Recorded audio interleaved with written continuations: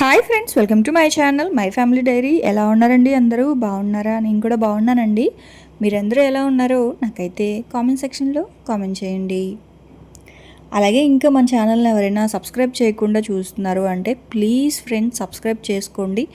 So నాకు ప్రతి ఒక్క సబ్స్క్రిప్షన్ ఒక్కొక్కళ్ళ సబ్స్క్రిప్షన్ చాలా అవసరం. ప్లీజ్ సబ్స్క్రైబ్ చేసుకొని ఛానల్ అయితే చూడండి. అప్పుడైతేనే నాకు ముందు ముందు ఇంకా మంచి వీడియోస్ చేయడానికి నాకు కొంచెం మోటివేషన్గా ఉంటుంది.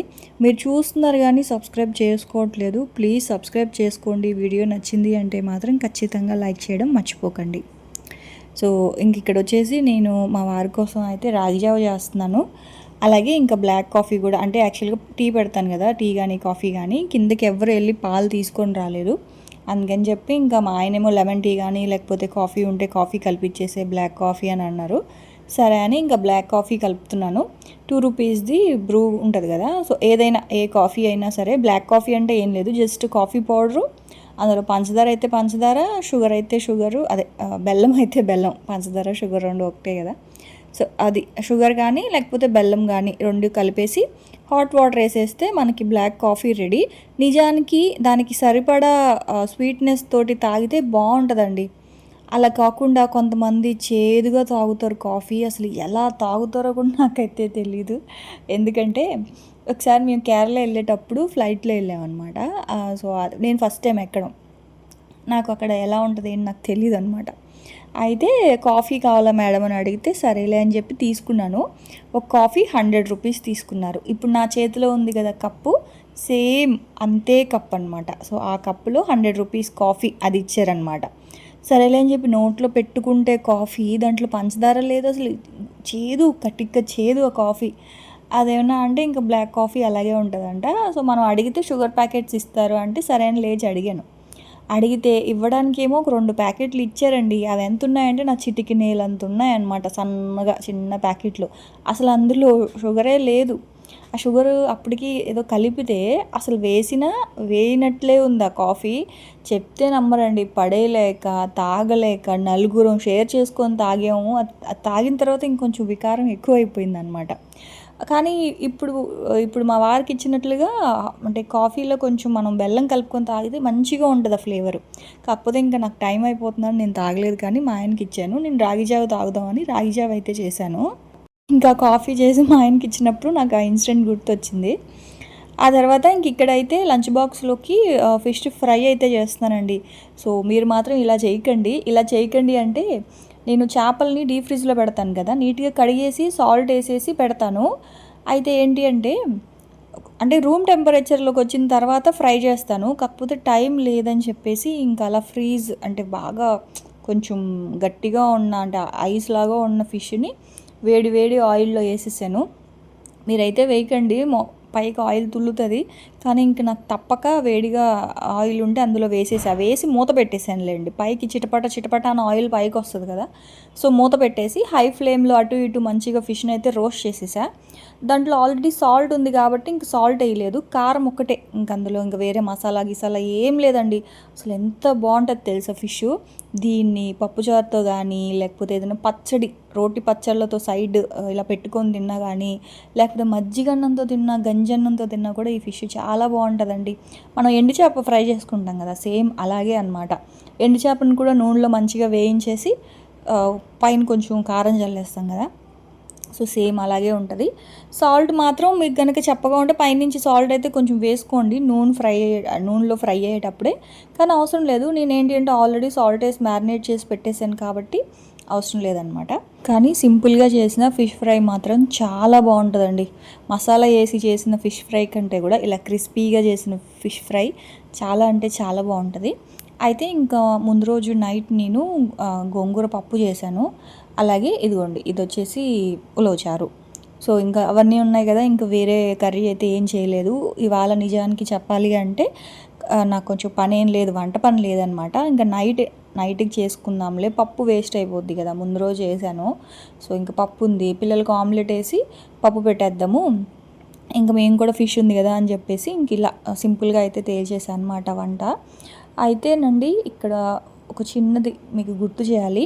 సో ప్లీజ్ ఫ్రెండ్స్, ఇంకా మీరు ఎవరైనా సరే సబ్స్క్రైబ్ చేయకుండా కనుక చూస్తున్నారు అంటే ప్లీజ్ సబ్స్క్రైబ్ చేసుకోండి. నాకు ప్రతి ఒక్కళ్ళ సబ్స్క్రిప్షన్ చాలా అవసరం. ఎందుకు అంటే నాకు అసలు నిజం చెప్తున్నాను, అంటే ఇలా చెప్పొచ్చో లేదో కూడా తెలీదు. భారతి కుళ్ళుకుంటుందేమో లేకపోతే కంపేర్ చేసుకుంటుందేమో అనుకుంటారు. నిజంగా నేను కంపేర్ చేసుకోవట్లేదు, కుళ్ళుకోవట్లేదండి. అసలు నేను ఎప్పుడు కూడా ఎవరితో కంపేర్ చేసుకోను. యూట్యూబ్ అనే కాదు, రియల్ లైఫ్లో కూడా నాది నాకు చాలు అన్నట్లుగానే ఉంటాను. కానీ ఈ సబ్స్క్రైబర్స్ విషయానికి వచ్చేసరికి మాత్రం ఎందుకో తెలియని ఒక బాధ వచ్చేస్తుంది. 6 months అయ్యింది ఛానల్ పెట్టి, 1 lakh సిల్వర్ ప్లే బటన్ వచ్చేసింది అని కొంతమంది కేక్ కట్ చేస్తూ అలా షార్ట్స్ పెడుతూ ఉంటారు కదా. అది చూసినప్పుడల్లా అంటే నేను ఎక్కడ మిస్టేక్ చేశానా అని చెప్పి నిజంగా చాలా బాధేస్తుంది. సో ఇప్పుడు కొంతమంది అంటే నా మీద నెగిటివ్ స్ప్రెడ్ చేసేవాళ్ళు అనుకోవచ్చు, భారతి కుళ్ళుకుంటుంది, నీకు ఇలాగే అవుతుంది అట్లా అనుకోవచ్చు. మీరు ఏదనుకున్నా అండి, కానీ అంటే నా మంచి కోరి నన్ను సపోర్ట్ చేస్తున్న వాళ్ళైతే నాకు 99% ఉన్నారండి, నేను ఒప్పుకుంటాను. దాని వరకు మాత్రం నేను చాలా గ్రాటిట్యూడ్ చూపిస్తానండి మీ మీద మాత్రం. ఎందుకంటే నిజం చెప్తున్నాను, నాకు కాన్స్టెంట్గా 4 years నుంచి నా వ్యూస్ కానీ నన్ను మీరు సపోర్ట్ చేసే విధానంలో కానీ 1% కూడా తగ్గలేదు. అంతవరకు నేను హ్యాపీ. కానీ పెరగట్లేదు కదా. నాకేంటి అంటే మరీ గోల్డ్ ప్లే బటన్ తీసుకోవాలని లేదు. కనీసం సిల్వర్ ప్లే బటన్ తీసుకుందామన్నా 1,00,000 అవ్వాలి. అది అవ్వట్లేదు. నాకు ఎందుకు అవ్వట్లేదో కూడా నాకు అర్థం కావట్లేదు. నాకు బాధ వచ్చేస్తుందండి, నిజం చెప్తున్నాను, బాధ వస్తుంది. వేరే వాళ్ళకి వచ్చిందనే బాధ కాదు, నాకు ఎందుకు రావట్లేదు, ఇంత కష్టపడుతున్నాను, ప్రతిరోజు వీడియోస్ అప్లోడ్ చేస్తున్నా ఎందుకు రావట్లేదు అని నాకు చాలా బాధ వస్తుంది. సో ప్లీజ్ ఫ్రెండ్స్, ఎవరైనా సరే మీరు ఇంకా సబ్స్క్రైబ్ చేయకుండా చూస్తున్నారు అంటే ప్లీజ్ సబ్స్క్రైబ్ చేసుకోండి. మీరు అంటే మళ్ళీ ఇక్కడ ఒకటి చెప్పాలి, గబుక్కున ఎవరైనా సబ్స్క్రైబ్ చేసిన వాళ్ళు కూడా నేను ఇలా సబ్స్క్రైబ్ చేయండి అని అడిగినప్పుడు పాపం తెలియక అన్సబ్స్క్రైబ్ కూడా చేస్తున్నారు. సో ప్లీజ్ అది ఒక్కసారి చెక్ చేసుకోండి. అక్కడ రెడ్ కలర్లో ఉంటుంది సబ్స్క్రైబ్ బటను, సో అది క్లిక్ చేయండి. పక్కన బెల్ ఐకాన్ ఉంటుంది, అది కూడా క్లిక్ చేస్తేనే నేను పెట్టే ప్రతిరోజు వీడియో పెట్టే నోటిఫికేషన్స్ మీ దాకా వస్తాయి. సో ఏమీ అనుకోవద్దు, నాకు నిజంగా చాలా బాధ వస్తుందన్నమాట, అందుకే అడుగుతున్నాను. ఆ తర్వాత ఇంకా మా వారికి అయితే బాక్స్ పెట్టాను. సో ఫ్రూట్స్ ఏవి పెట్టాలి అని అడిగితే మ్యాంగో పెట్టేయమని చెప్పారు. ఇంక ఇది ముందు రోజు నైట్ తెచ్చాను కానీ ఇంక ఫ్రిడ్జ్లో పెట్టలేదు, పాడైపోతాయేమో అని చెప్పేసి ఇంక లిచ్చీస్ అన్నీ కూడా ఫ్రిడ్జ్లో పెట్టేశాను. నేరేడు పళ్ళు కూడా, లిచ్చీస్ నాకు 300కి ఇచ్చారండి కేజీ. మామూలుగా అయితే 450 చెప్పారు. సో నేను ఇది 3 times తీసుకున్నాను ఆ అంకుల్ దగ్గరే. సో నాకు 300కి ఇచ్చారనమాట. సో మీరు కూడా ఎవరైనా సరే ఆ లిచ్చీస్ బేరం ఆడేటప్పుడు 300కి అడగండి, ఒకవేళ కేజీ అయితే తగ్గించి ఇస్తారు. ఆ తర్వాత నేరేడు పళ్ళు కూడా 1/2 kg 120కి ఇచ్చారు. వాళ్ళు చెప్పడం అయితే 200 చెప్పారు, 1/2 kg 100 రూపాయలు చెప్పారు. తర్వాత నేను బేరం ఆడి 120కి తీసుకున్నాను. కాకపోతే కొంచెం చిన్నవి ఇచ్చారు, పెద్దవైతే 180 అన్నారు. ఇది కొంచెం చిన్నగా ఉన్నాయి, సరేలే ఏమైంది అని చెప్పి ఇంక నేను కొంచెం చిన్న నేరేడు పళ్ళు తీసుకున్నాను 120కి. ఇంక మామిడి పళ్ళు కూడా అసలు రేట్లు బాగా పెరిగిపోయాయండి. అసలు 1 month కూడా సరిగా తిన్నట్టు లేదు, అప్పుడే అయిపోయాయండి మామిడి పళ్ళు.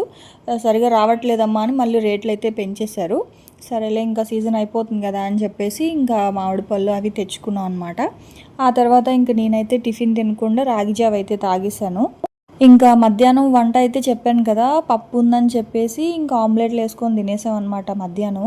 సో ఇవాళ ఇంకా వంట చేసే పని అయితే పెద్దగా ఏమీ లేదు.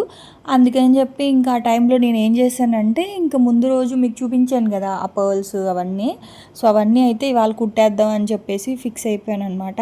సో ఎందుకు టైం వేస్ట్ చేయడము, కుట్టేస్తే అయిపోద్ది కదా అని చెప్పేసి ఇంకా అవి కూర్చున్నాను కుడదామని చెప్పి. అవి నిజానికి మనకు కుట్టడం చాలా ఈజీయేనండి, కానీ సూదిలో దారం ఎక్కించడమే చాలా కష్టం. ఎందుకంటే ఆ పూసలకి హోల్ అనేది చాలా సన్నగా ఉంటుంది కదా, ఆ సన్నగా ఉన్న దాంట్లో మనకి సూది పంపించాలి అంటే ఆ సూది కూడా అంతే సన్నగా ఉంటుందండి. అంటే గట్టిగా పట్టుకుంటే విరిగిపోద్దేమో అన్నట్లు ఉంటుంది అనమాట ఆ సూది. అది కాకుండా అన్ని దగ్గరలో కూడా దొరకవు ఆ సూదులు. నేను చాలా జాగ్రత్తగా దాచాను.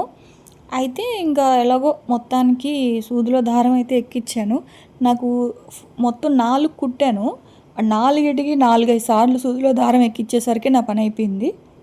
అయితే ఇక్కడ ఇదిగోండి, ఇవి వచ్చేసి కొంచెం వైట్ కాదు, క్రీమ్ కలర్లో ఉండే పర్ల్స్ అనమాట. ఒరిజినల్ పర్ల్స్ కాదులేండి, మొన్న తిరుమల వెళ్ళినప్పుడు తీసుకున్నాను కదా. సో ఒక్కొక్క పర్ల్ సారీ ఒక్కొక్క లైను 200 పడింది. తక్కువ ఎక్కువ అనేది చెప్పండి నాకు. సో నాకైతే మనం బయట షాప్స్లో అయితే ఇంకా ఎక్కువ పెట్టి కొంటూ ఉంటాం కదా వీటిల్ని. సో నార్మల్వే ఇవి ప్లాస్టిక్వే, కానీ చూడండి మంచి ఫైన్ క్వాలిటీ ఉంది. 200 పడింది. సో అందుకని చెప్పి తీసుకున్నాను. లైన్ 200 అనమాట. ఆ తర్వాత అవి కూడా ఆ కోరల్స్ కూడా లైన్ 200. అయితే నేను ఇంక ఇలా కుట్టానండి. కుట్టి ఇక్కడ ఫిష్ హుక్లు ఉన్నాయి చూసారా, ఫిష్ హుక్స్ అయితే భాను దగ్గర మొన్న తెప్పించాను కదా. ఫిష్ హుక్లు పెట్టడం వల్ల ఏంటి అంటే మనం పెండెంట్స్కి వెనకాల ఇట్లా రింగ్స్ వచ్చి ఉంటాయి, మనకి మార్చుకోవచ్చు అనమాట. ఫిష్ హుక్లు లేవు అనుకోండి, డైరెక్ట్గా మనం పెండెంట్కి పెట్టి కుట్టేస్తే మళ్ళీ వేరే దానికి పెట్టుకోవడానికి మనం తీయలేము. అందుకని చెప్పి నేను ఏం చేశానంటే అన్నిటికీ కూడా ఫిష్ హుక్లు అయితే పెట్టేశాను అనమాట. ఇదిగోండి ఇలాగా. ఇది వచ్చేసి ఇంకొకటి 3 స్టెప్స్ది. నా దగ్గర ఆల్రెడీ మంచివి పర్ల్స్ ఉన్నాయన్నమాట. సో ఆ మంచి పర్ల్స్లో నేను కొంచెం రెడ్ కలర్వి కోరల్స్ యాడ్ చేసి ఇదిగోండి ఇలా ఇలా కుట్టానండి. మొత్తం 3 స్టెప్స్ వచ్చి ఇలా కుట్టాను. అక్కడ పక్కన పింక్ కలర్ ఉన్నాయి కదా, సో పింక్ కలర్ ఆల్రెడీ కుట్టేసిందే, మళ్ళీ కట్ చేసి మళ్ళీ కుట్టాను. ఎందుకంటే లాస్ట్ టైం నేను డైరెక్ట్గా పెండెంట్కి పెట్టి కుట్టేశాను. సో ఇప్పుడు ఆ పెండెంట్కి మనం మార్చుకోవాలి అంటే ఫిష్ హుక్కే ఉండాలి, అందుకని చెప్పేసి ఇంకా అలా అనమాట. సో ఇదిగోండి ఇది కుట్టాను. ఆ తర్వాత పక్కనున్న మెరూన్ది కుట్టాను, గ్రీన్ది కుట్టాను, పక్కనున్న వైటు అది కుట్టాను. మొత్తం నాకు ఇవి కుట్టడానికి దాదాపు 3 అవర్స్ పట్టింది. అంతసేపు ఎందుకు పట్టింది అంటే మెయిన్గా సూదిలో దారం ఎక్కడానికి ఎక్కువ టైం పట్టింది. దానికి తోడు నేను కాంబినేషన్స్ అయితే చూశాను అనమాట. ఈ పర్ల్ ఆ పర్ల్ వేసి చూడడం, మళ్ళీ బాగాలేదని తీసేయడం, అట్లా కొంచెం టైం అయితే పట్టింది. నాకు కాలైతే తిమ్మిరెక్కేసింది, కానీ కుట్టిన తర్వాత మాత్రం బాగుందిలే. అంటే మనం వేసుకుంటాం కదా. అయితే ఇదిగోండి ఈ పెండెంట్ మీకు నిన్న చూపిస్తే చాలామందికి నచ్చలేదు, బాగాలేదు భారతి, నువ్వు షాప్లో అక్కడ పెట్టుకున్న నెక్లెసే బాగుంది అని. అది 27,000 చెప్పారండి. నిజంగా నా దగ్గర అంత బడ్జెట్ లేదు. ఇది ఎందుకు కొన్నాను అంటే నా దగ్గర రూబీలో ఉంది, ఎమరాల్డ్లో ఉంది, ఇంకా మొన్న యాంటిక్లో ఒకటి తీసుకున్నాను కదా నక్షీలో ప్లెయిన్ పెండెంట్ లాగా, సో ఉన్నాయి. ఇంక నా దగ్గర కోరల్స్లో లేదు. సో అందుకని చెప్పి తీసుకున్నాను. అది కాకుండా 10,000 బడ్జెట్లో వచ్చింది. ఎందుకు అక్క గోల్డే తీసుకోండి, 1 గ్రామ్ అయినా వస్తుంది కదా అని చెప్పేసి అన్నారు. కరెక్టే సిస్టర్, నేను ఒప్పుకుంటాను, అది ఆ విషయానికి ఒప్పుకుంటాను. కాకపోతే సిల్వరే కదా, ఇప్పుడు మనము ఇమిటేషన్ అనుకోండి అది వేస్ట్ అయిపోద్ది. సో సిల్వర్ కాబట్టి మనం ఒక 10 సంవత్సరాల తర్వాత దీన్ని ఇచ్చేసినా మనకు ఆ టైంకి ఉన్న ఆ ప్రైస్కి మనకు వచ్చేస్తుంది కదా మన 10,000 మనకి. సో అది ఆలోచించి ఇంకా తీసుకున్నాను అనమాట. ఎక్కువ అంటే అదే పనిగా నేనేమి కొనను. సో ఎప్పుడైనా అట్లా నాకు ఎందుకో నచ్చిందండి అది. సో మీకు చాలామందికి నచ్చలేదు అని చెప్పి అన్నారు. ఓకే, నేనేం కాదనను, ఎవరిష్టం వాళ్ళది. సో ఏమో నాకైతే అది నచ్చి ఇంకా వాటి మీదకి ఇలాగైతే కుట్టాను పర్ల్స్ అన్నీ కూడా. బహుశా మీకు ఆ గ్రీన్ కలర్ది చైన్ వేయడం వల్ల నచ్చలేదేమో, అంటే పెద్దదిగా కనిపించింది. శారీస్ వేసుకున్నప్పుడు నిజానికి నాకు నెక్లెసెస్ కంటే కూడా ఇలా పెండెంట్స్ శారీస్ మీదకి మ్యాచింగ్స్ పర్ల్స్లో పెట్టి వేసుకుంటే చాలా మంచి లుక్ వస్తుందండి. నెక్లెస్లు గోల్డ్లో ఉంటాయి కదా, ఎవరి దగ్గరైనా లేకుండా ఏమి ఉండవు కదా నెక్కి నెక్లెస్లు. సో అవైతే ఇంక అన్నీ లాకర్లో ఉంటాయి. అంటే ఒకసారి గోల్డ్ కలెక్షన్ చూపించండి భారతి అన్నారు. అంటే ఏం లేదండి, మేము ఊరులో ఉన్నాము, ఇక్కడ సేఫ్ కాదు కదా, అందుకే అన్నీ లాకర్లో అయితే పెట్టేసాం అనమాట. సో అందుకే లేదు ఇక్కడ, ఇంకా వైజాగ్లోనే లాకర్లో పెట్టేసాము. మళ్ళీ ఏదైనా జ్యువెలరీ కావాలి అంటే వైజాగ్ వెళ్ళాలి. సో అందుకని చెప్పి ఇంకా అది మీతో ఎప్పుడు పెద్దగా షేర్ చేయను. అంటే ఎప్పుడు ఉండేవి గాజులు, మెడలో నల్లపూసలు, చైను, అదే మంగళసూత్రం చైను, ఇలాంటివి తప్ప మిగతా గోల్డ్ అయితే ఏమి ఉండదు ఇంట్లో. ఎప్పుడైనా వైజాగ్ వెళ్ళినప్పుడు చూపిస్తానులేండి. సో ఇంకా ఆ తర్వాత అవైతే కుట్టేశాను. కుట్టిన తర్వాత ఇంకా అవన్నీ లోపల పెట్టేస్తే ఇంకా బయట చూసారా అసలు క్లైమేట్ ఎంత మంచిగా అయిపోయిందంటే పవర్ పోయింది. ఇంకా మా వాడైతే బయటకు వచ్చి అలా ప్రకృతిని ఆస్వాదిస్తున్నాం అనమాట. సరే అని చెప్పి ఇంకా వీళ్ళైతే కిందకి వెళ్ళారు. పిల్లలిద్దరూ కిందకి వెళ్ళి ఇంకా మేము క్రికెట్ కానీ షటిల్ కానీ ఆడతామమ్మా అని చెప్పేసి కిందకి దిగారు. ఎందుకంటే కరెంటు పోయింది కాబట్టి. కరెంటు కనుక ఉంటే అస్సలు బయటికి రారు మా పిల్లలు, ఇంట్లోనే ఉంటారు. బిల్డింగ్లో అందరు పిల్లలు బయటికి వెళ్ళి ఆడతారు, కానీ లక్కీ విష్ణు మాత్రం అస్సలు బయటికి వెళ్ళరు. ఎందుకు రారు అని కూడా చాలామంది అపార్ట్మెంట్లో అడుగుతూ ఉంటారు. వాళ్ళు అంతేనండి. వాళ్ళ డ్యాడీ అసలు ఇంట్లో నుంచి బయటికి రారు. అలా ఇంట్లో వాళ్ళ ముగ్గురే అది డ్యాడీ, ఇది డ్యాడీ అని ఎలా ఉంటుందంటే ఇంక వాళ్ళ ముగ్గురు ఒక ఫ్రెండ్స్ లాగా అనమాట. మా ఆయన కానీ పిల్లలు కానీ కూర్చొని వాళ్ళే ఆడుకుంటారు. ఒకవేళ క్రికెట్ ఆడాలన్నా సరే వాళ్ళ ముగ్గురే ఆడుకుంటారు. షటిల్ ఆడాలన్నా సరే వాళ్ళ ముగ్గురే ఆడుకుంటారు. ఇంక అట్లా ఉంటుంది. సరే అని చెప్పి ఇంక వర్షం పడుతుంది కదా అని ఇంక నేను మా వారైతే టీ తీసుకొని, ఇది మా ఫేవరెట్ స్పాట్ అనమాట. ఇది హనుమాన్ నగర్ ఏదో అండి ఆ ఏరియా పేరు. అక్కడ ఇల్లులు నాకు చాలా ఇష్టం, నిజం చెప్తాను.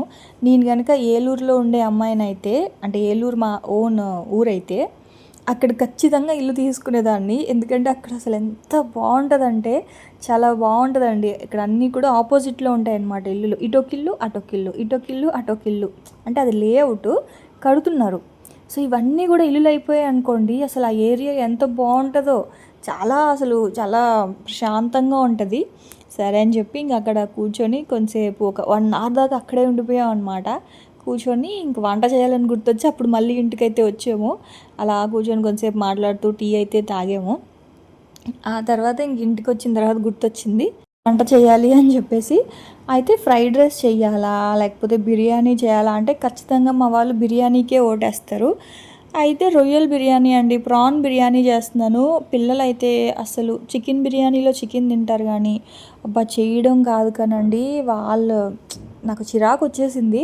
బిర్యానీ తిన్న సాటిస్ఫాక్షన్ కూడా లేదు. ఎందుకంటే అవి రొయ్యలు కొంచెం చిన్నగా ఉంటాయి కదా, చికెన్ పీసెస్ అయితే పెద్దగా ఉంటాయి. ఈ రొయ్యలు వాళ్ళకేమో వెళ్ళిపోతాయి. నేను ఎంత లేకుండా ప్లెయిన్ రైస్ వాళ్ళకి పెట్టినా సరే రొయ్యలు ఒకటో రెండో వాళ్ళకైతే వెళ్ళిపోతాయి కదా.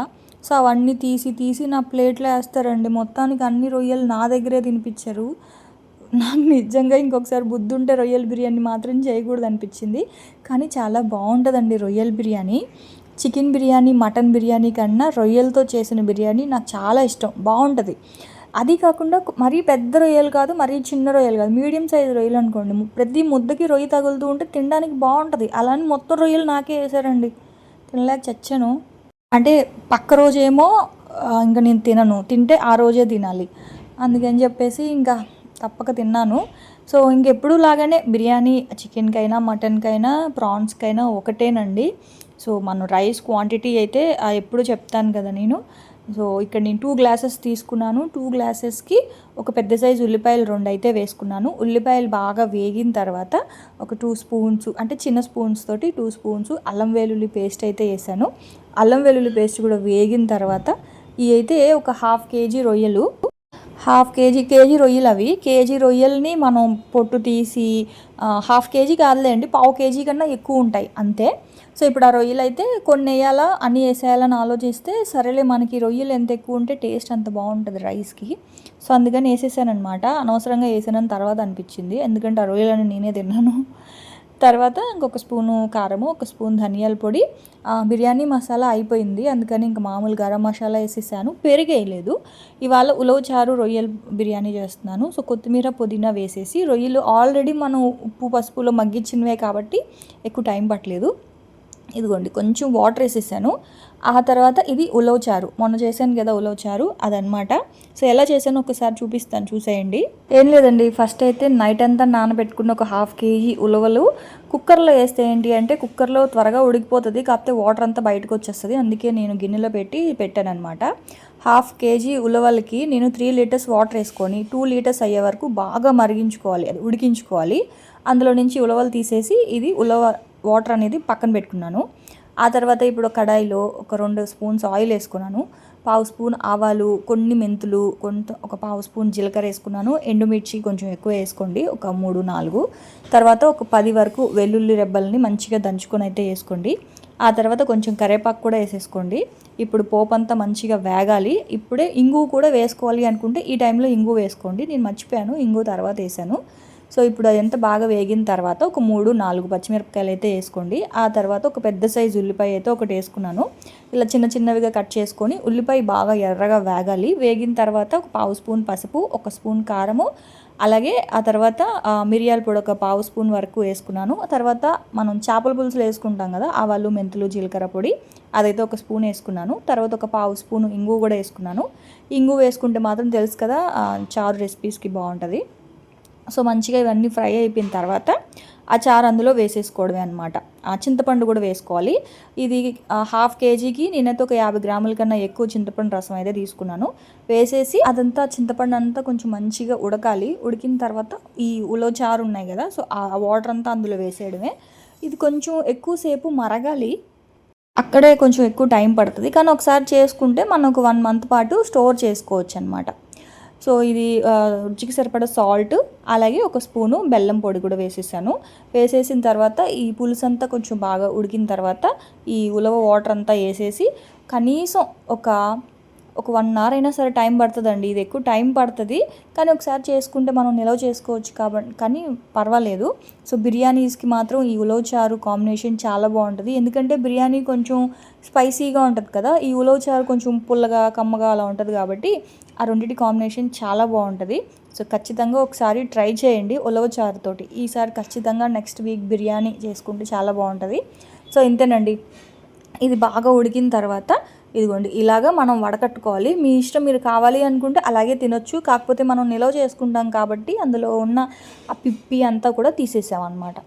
ఇప్పుడు ఇది బాగా ఉడికిన తర్వాత పైన వేసేయడమే. పైన వేసేసిన తర్వాత రైస్, అంటే కింద కర్రీ ఉండాలి, పైన ఉలవచారు వేయాలి, పైన రైస్ వేసేసేయాలి, అంతే అనమాట. అప్పుడైతేనే ఉలవచారు రైస్ వేయడం వల్ల ఆ రైస్కి కూడా ఉలవచారు ఫ్లేవర్ అనేది వస్తుంది. మళ్ళీ మనం అన్నం తినేటప్పుడు కూడా పైనుంచి ఉలవచారు అయితే వేసుకోవచ్చు. కొంచెం స్పైసీగా ఉంటుంది, కొంచెం ఆ ట్యాంగీగా చాలా బాగుంటుంది అనమాట ఉలవచారుతో చేసిన బిర్యానీ. సో వేసేసి పైన కొంచెం నెయ్యి ఉంది కాబట్టి వేసాను, ఇది ఆప్షనల్. కొంచెం కొత్తిమీర ఇలా జల్లేసి మూత పెట్టేస్తే 15 మినిట్స్ దమ్ పెట్టేస్తే చాలు. సిమ్లో పెట్టేసి 15 మినిట్స్ దమ్ అనమాట, సరిపోతుంది. 15 మినిట్స్ తర్వాత బిర్యానీ అయితే ఇదిగోండి రెడీ అయిపోయింది. సో వేడి వేడిగా బిర్యానీ. సో మధ్యాహ్నం అయితే చెప్పాయి కదా పప్పుతో తినేసాం, అందుకే నైట్కి అయితే ఇలా ప్రాన్స్ బిర్యానీ చేసుకున్నాం. మీరు కూడా ట్రై చేయండి, ఉలవచారుతో చాలా బాగుంటుంది. మళ్ళీ చెప్తున్నానని ఏమీ అనుకోవద్దు. ఇంకా మన ఛానల్ని ఎవరైనా సబ్స్క్రైబ్ చేయకుండా చూస్తున్నారు అంటే ప్లీజ్ సబ్స్క్రైబ్ చేసుకోండి. అలాగే రెసిపీస్ నచ్చాయి అనుకుంటే ఖచ్చితంగా లైక్ చేయడం మర్చిపోకండి. నేనైతే రేపటి వీడియోలో మళ్ళీ వచ్చేస్తాను. అప్పటి వరకైతే ఉంటాను. Bye friends, bye.